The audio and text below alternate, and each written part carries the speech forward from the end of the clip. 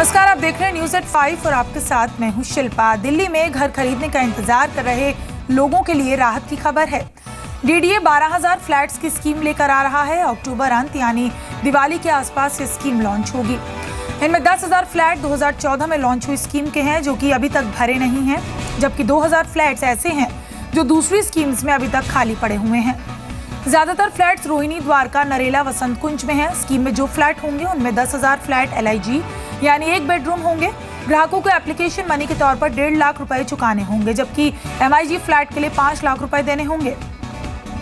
इस बार EWS के लिए अलग से कोई स्कीम नहीं होगी। पिछली बार 2014 में DDA ने 25,040 फ्लैट्स की स्कीम लॉन्च की थी, जिसकी कीमत 7 लाख रुपए से लेकर 1.20 करोड़ रखी गई थी।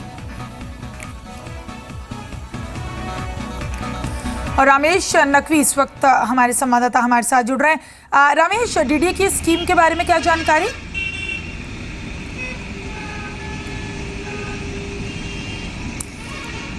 तो फिलहाल रमेश से संपर्क नहीं हो पा रहा। बहरहाल दर्शकों को हम एक बार फिर बता रहे हैं कि अब फ्लैट्स की कीमत 7 लाख से लेकर 1.20 करोड़ तक खर्च की जाएगी। दिल्ली में 12,000 फ्लैट्स की स्कीम लेकर अब जल्द ही DDA आ रहा है और घर खरीदने का इंतजार कर रहे लोगों के लिए तो ये राहत की खबर है।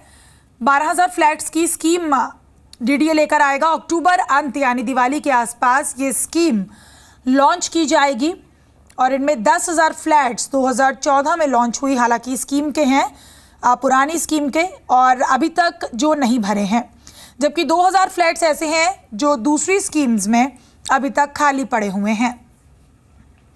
रामेश एक बार फिर से हमारे साथ जुड़ रहे हैं। रामेश, आप तक आवाज पहुंच रही है?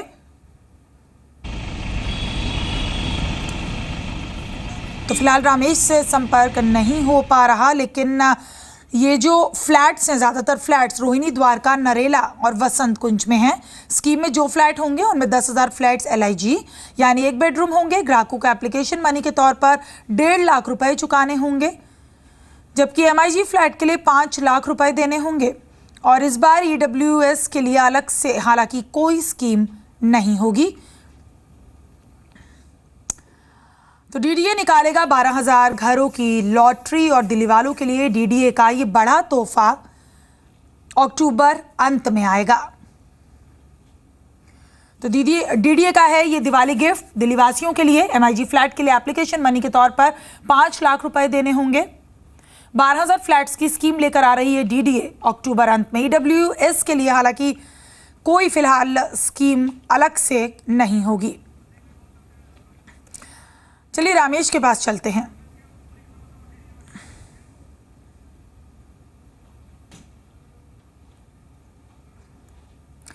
तो चलिए रामेश से संपर्क नहीं हो पा रहा है। बहरहाल DDA ने कोशिश की है दिल्ली वालों को ये तोहफा देने की। और सुप्रीम कोर्ट से DLF को झटका लगा है। कोर्ट ने DLF को नवंबर तक पंचकुला के प्रोजेक्ट में ग्राहकों को 50 फ्लैट देने के निर्देश दिए। इसके अलावा कोर्ट ने पोजीशन में देरी होने पर DLF से ग्राहकों को 9% ब्याज देने का निर्देश दिया है। ब्याज की रकम 2014 से देनी होगी। DLF ने ग्राहकों से 2013 में फ्लैट के पोजीशन का वादा किया था। पोजीशन नहीं मिला तो ग्राहक NCDRC यानी national consumer dispute redressal commission चले गए, जहां NCDRC ने DLF को 12% ब्याज देने का निर्देश दिया। DLF ने NCDRC के निर्देश को सुप्रीम कोर्ट में चुनौती दी थी।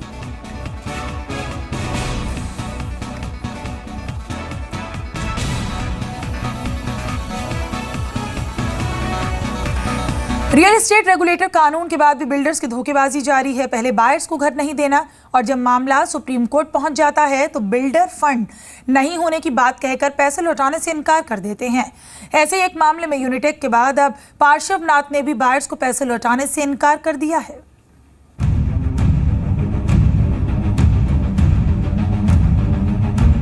यूनिटेक के बाद अब एक और बिल्डर ने अदालत में कह दिया है कि उसके पास घर खरीदने वालों को वापस लौटाने के लिए पैसे नहीं हैं। ये जवाब बिल्डर ऐसे समय में दे रहा है जब ग्राहक अपने पैसे मांगने के लिए सुप्रीम कोर्ट जा रहे हैं और केंद्र सरकार real estate regulator bill pass कर चुकी है।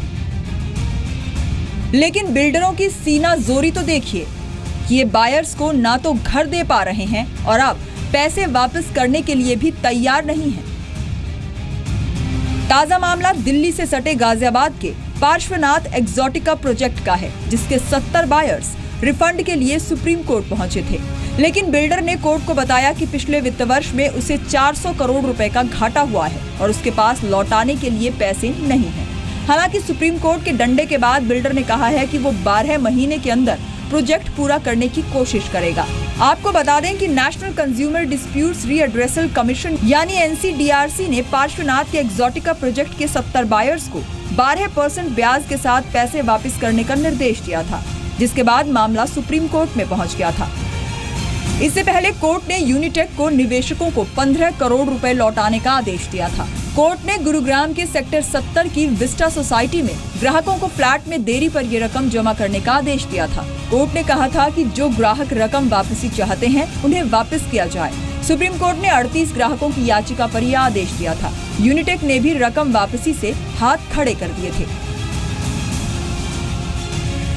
जिस तरह बिल्डर एक के बाद एक रकम वापसी से हाथ खड़े कर रहे हैं, ऐसे में कोर्ट को ऐसे बिल्डर्स के खिलाफ सख्त रवैया अपनाना पड़ेगा। ब्यूरो रिपोर्ट, जी मीडिया। रामेश जुड़ रहे हैं हमारे संवाददाता हमारे साथ। रामेश, यूनिटेक के बाद अब पार्श्वनाथ का भी यही रवैया है और ग्राहकों को बिल्डर्स की साफ तौर पर ये ना है पैसे देने के मामले में।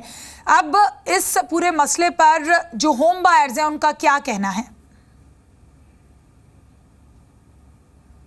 मैं आपको बताना चाहूँगा कि पार्श्वनाथ एक्सोटिका बिल्डर है जो कि आपका मोहन नगर एक्सटेंशन में पड़ता है ये इसका प्रोजेक्ट। मेरी इनके होम बायर्स से बात हुई थी तो होम बायर्स का ये कहना है कि इन्होंने साल 2006 और 7 में इनके प्रोजेक्ट में पैसा निवेश किया था, ये सोच के कि 3 साल में उनको पोजीशन मिल जाएगा। 36 महीने का वादा किया गया था बिल्डर के थ्रू कि उनको उनका पोजीशन दे दिया जाएगा, लेकिन अभी तक निराशा और मायूसी के अलावा बायर्स के हाथ कुछ नहीं लगा है। बायर्स ने परेशान होकर NCDRC में अपनी याचिका दर्ज की थी, जिसके बाद NCDRC ने ये कहा था कि आपको सालाना 12% के इंटरेस्ट रेट पे उनका पैसा वापस होगा, बायर्स का पैसा वापस किया जाएगा। उसके बाद भी पार्श्वनाथ बिल्डर के कान पे जू नहीं रहेंगी। उसके बाद बायर्स ने सुप्रीम कोर्ट का दरवाज़ा खटखटाया। सुप्रीम कोर्ट ने अब ये ऑर्डर दिया है कि आपको 15 सितंबर तक अपना रिकंस्ट्रक्शन प्लान जो है वो सबमिट करना होगा, जिसके बाद पार्श्वनाथ बिल्डर का ये रिएक्शन है कि हम पैसा वापस नहीं कर सकते क्योंकि हमारे पास पैसा नहीं है, क्योंकि मंदी चल रही है, रियल एस्टेट में मंदी का उनके पास बहाना है। अब उनका कहना ये है कि हम कंस्ट्रक्शन करके देंगे, हम बायर्स को प्रोजेक्ट कंप्लीट करके देंगे। अब सवाल ये है कि जब 9 साल में प्रोजेक्ट कंप्लीट नहीं हो सका तो 12 महीने में यानी 1 साल में यह प्रोजेक्ट कैसे तैयार हो सकता है? आप मेरे पीछे देख सकते हैं। मैं अपने सहयोगी से कहूँगा कि ज़रा कैमरे की नज़र से हमारे दर्शकों को दिखाएं कि क्या सूरत हाल है। और सिर्फ यही फ्रॉड नहीं है इस बिल्डर का, इसने FAR भी बढ़ाया। 854 फ्लैट बनाने का वादा किया गया था। 32 एकड़ का ये प्रोजेक्ट है जिसमें अभी तक सिर्फ बिल्डिंग के नाम पे ये स्केलेटन्स खड़े हैं और इनकी कोई उम्मीद नहीं जताई जा रही कि अगले 1 साल में या 2 साल में या 3 साल में भी ये प्रोजेक्ट कंप्लीट हो जाएगा। जी शिल्पा। जी बहुत शुक्रिया रामेश। जाहिर है कि होम बायर्स के लिए तो बिल्डर की तरफ से एक बड़ा झटका है जरूर है। बढ़ते हैं आगे खबरों में। सहारा ग्रुप के chairman Subrata Roy market regulator SEBI को अतिरिक्त 300 करोड़ रुपए देने को तैयार हो गए हैं। सुब्रत रॉय ने सुप्रीम कोर्ट से कहा कि वो सेबी को 300 करोड़ रुपए देने के लिए तैयार हैं। सुप्रीम कोर्ट ने 3 अगस्त को रॉय की पैरोल 16 सितंबर तक बढ़ाई थी। शर्त यही थी कि सुब्रत रॉय सेबी के पास 300 करोड़ रुपए जमा करवाएंगे। ये रकम बैंक गारंटी में एडजस्ट की जाएगी। रॉय को उनकी मां के देहांत के चलते 6 मई को 4 हफ्ते की पैरोल पर छोड़ा गया था। कोर्ट ने 11 मई को इस पैरोल को 2 महीने और बढ़ा दिया। 11 जुलाई को कोर्ट ने सुब्रत रॉय की पैरोल बढ़ाई थी। कोर्ट ने शर्त रखी थी कि सुब्रत रॉय 500 करोड़ रुपए में से 300 करोड़ रुपए सेबी के पास जमा करवाएंगे। सुप्रीम कोर्ट ने सुब्रत रॉय को निवेशकों को 24,000 करोड़ वापस लौटाने का आदेश दिया। ब्याज के साथ ये रकम 36,000 करोड़ रुपए हो गई। धनिया वायदा पर बड़ा खुलासा हुआ। कारोबारियों ने NCDX पर कोटा के वेयरहाउस में धनिया बदलने का बड़ा आरोप लगाया है। कोटा का वेयरहाउस NBHC मैनेज करता है। कारोबारियों के मुताबिक सेबी के ऑडिट के डर से देर रात वेयरहाउस में खराब क्वालिटी का माल हटाकर अच्छी क्वालिटी का माल शिफ्ट करवाया। क्या बोलना है? माल शिफ्ट करा दे। डोर चलाना अपने मोबाइल की। समय क्या है काम करने का? काम करने का समय 6:30 बजे तक है। 6:30 बजे तक। 6:30 बजे के बाद अभी तक क्या कर रहे हो यहाँ पर? धनिया पर सबसे बड़ा पर्दाफाश। धनिया में हुआ बड़ा गोलमाल। वेयरहाउस में बदला गया स्टॉक। रात के अंधेरे में कैद हुई इन तस्वीरों ने कई सवाल खड़े कर दिए हैं। आखिरकार देर रात में कोटा के इस वेयरहाउस में क्या हो रहा है? कारोबारी आरोप लगा रहे हैं कि देर रात को धनिया का स्टॉक शिफ्ट किया जा रहा है। धनिया कारोबारियों ने एनसीडीएक्स पर गोदामों पर माल बदलने का आरोप लगाया है। कारोबारियों ने देर रात कोटा के वेयरहाउस में स्टॉक बदलने का आरोप लगाते हुए कहा कि खराब स्टॉक निकालकर अच्छा माल शिफ्ट किया गया। इस पूरे मामले में कोटा वेयरहाउस में देर रात कारोबारियों ने जमकर हंगामा भी किया। ऐसा शक है कि सेबी के ऑडिट से पहले खराब माल को शिफ्ट किया गया। कारोबारियों का दावा है कि एनसीडीएक्स के वेयरहाउस में खराब क्वालिटी का धनिया था, जिसे रातों रात बदल दिया गया। वहीं एनसीडीएक्स का कहना है कि एक्सचेंज को कोटा के कृष्णा वेयरहाउस में कुछ हलचल की शिकायत मिली थी और उन्होंने मामले की जांच की थी, लेकिन शुरुआती जांच में कोई गड़बड़ी नहीं पाई गई। एनसीडीएक्स का कहना है कि वेयरहाउस को व्यवस्थित करने के लिए मजदूर वेयरहाउस पहुंचे थे। आपको बता दें कि इससे पहले कारोबारियों ने एनसीडीएक्स वेयरहाउस में खराब क्वालिटी का माल जमा कराने का आरोप लगाया था। डीमैट स्टॉक में बड़े गोलमाल की आशंका भी जताई गई। हालांकि एनसीडीएक्स ने दावा किया कि 50% धनिया रिजेक्ट किया गया। वहीं कारोबारियों ने हल्की क्वालिटी की शिकायत भी की थी। कारोबारियों ने 2 साल पुराना माल डंप कराने की आशंका जताई। सेबी, एनसीडीएक्स, गुजरात, राजस्थान के सीएम को इस बारे में भी चिट्ठी लिखी गई और अब इस पूरे मामले की जांच सेबी कर रहा है। सेबी ने इस पूरे मामले में सख्ती दिखाई हुई है।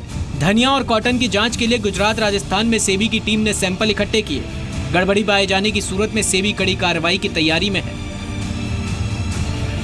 हालांकि एनबीएससी ने कहा है कि उनके वेयरहाउस में कोई गड़बड़ी नहीं हो रही है, लेकिन सेबी की टीम पूरी जांच कर रही है और सेबी ने दोषियों के खिलाफ कड़ी कार्रवाई की चेतावनी भी दी है।